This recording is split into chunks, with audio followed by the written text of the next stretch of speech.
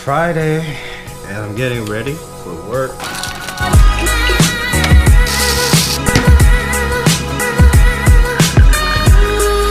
love drinking coffee in the morning. Today's a little special. I wanted to go through what it's like to work in Silicon Valley. I'll show you guys what it's like. Alright, let's stop scurrying around and go to work.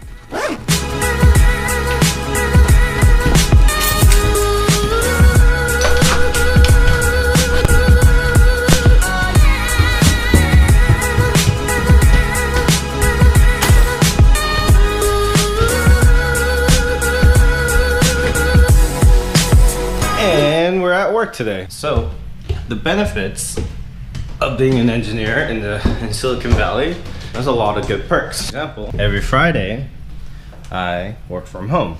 And that means I get to do this. But today's a little special because there is, Capital One is having a holiday party at the AT&T park. So I get to go to that, but in order for us to do that, we need to figure out something to do with this guy. Isn't that right, Elijah? So yeah, there's so many good perks in Capital One, and not just Capital One, but for almost all software companies, all tech companies in Silicon Valley have great benefits.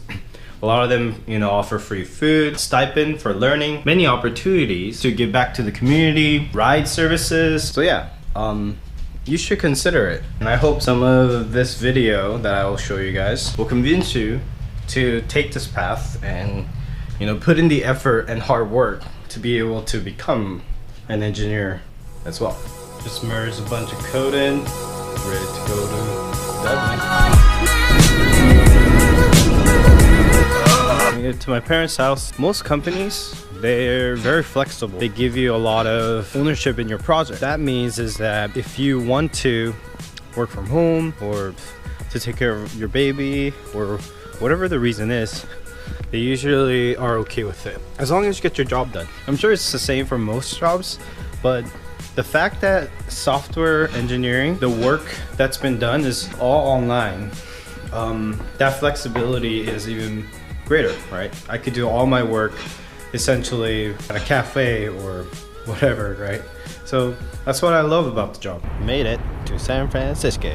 Capital One bought out the entire AT&T Giants Park for the whole evening. And we're supposed to wear fancy smancy stuff. There's definitely something to be said when hard work pays off. We're roasting marshmallows. Starting engineering is pretty difficult, but eating marshmallows and s'mores at AT&T Park is kind of worth it. Don't you think so? Yeah. So work hard. So let's quickly talk about why this is possible, right? Why do engineers and people in the tech industry make so much? Why is the perks so great? What? I'm making a video here. Why there's such a bubble in the tech industry right now? Why are a lot of engineers getting paid ridiculous amounts in Silicon Valley? I think it all comes down to supply and demand. So there's tons of studies about that suggests that I don't know, to be honest, I don't know if any of this is true, but this is what I felt being in this industry. And the thing is, I've been in like 2 different industries. I was in a hardware industry, in the accounting industry. So I feel like compared to that, this particular industry, the software engineering, like tech industry, ridiculously competitive. And not in the sense that it's competitive for the engineer itself, but it's competitive to acquire, like for companies to acquire really talented engineers, right? So that's definitely one main factor. There is not enough skilled engineers to meet the needs of these companies that are hiring like crazy. And that is the reason why all of these perks and benefits are coming from. You may think that these companies are doing this for the employees' sakes, but in reality, a lot of times it's all because it's more beneficial for them in the long run to give all these perks just to hire someone new. It costs a ridiculous amount. I don't know the exact figure, but I heard it's almost near $20,000 to $30,000 just to find and source new engineers. Why is this? Where is this number coming from? From what I can see is that first, you have to pay all these talent sourcing sites like ZipRecruiter or Indeed or wherever you're sourcing. Even LinkedIn, anytime you want to message someone that's not your friend, you have to pay a certain amount. My point is, it costs a lot to first find them. Number two, you have to interview them. And every hour that you spend interviewing someone, for example, if an executive is interviewing you, this executive at Google could be making $100 an hour or even more, right? And they spend an hour with them, that's wasted money, essentially, if they don't hire that person. And then after that, once they're hired, they start acquiring all the domain knowledge, right? And all of that needs to be learned. And as soon as you go from one company to another company, that knowledge is no longer as valuable. And it takes a long time. When you start a new job, it takes you like 3 months to get comfortable, like to know everyone, comfortable going to work, you know? And then it takes about a year to get really into the work, and you feel like you're really contributing back. But I think it takes 3 to 5 years for you to really solve, like, you know, face interesting problems. So why does it matter? If you know that the market is highly favorable to skilled labor such as programming, especially programming. There's also data science too. But if you know that those are the skills that are highly marketable right now, it should give you incentive to learn it.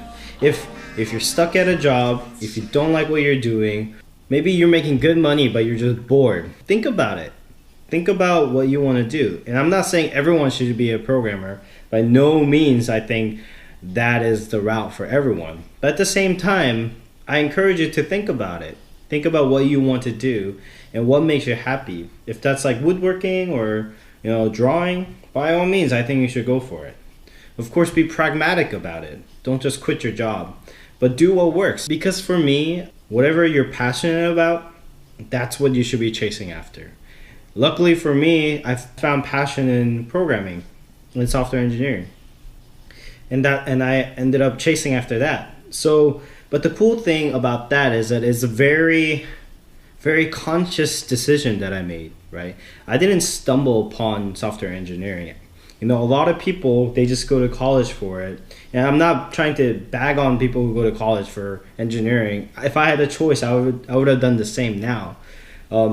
I just happened to have finished college and I tinkered on my own and with some friends. And I just happened to really fall in love with it. Because of that, I love every minute of my job. And it just, every day is a joy to live. And that, in all honesty, that's all I wish for everyone else, right? So I hope these videos, whatever that I'm doing with this, gives you some, you know, motivation, right? Or maybe it could be a muse for you to get going, you know, get your butt off the ground and take charge of your life, you know, get out of the stump, right? Take advantage of this situation. It's kind of rare.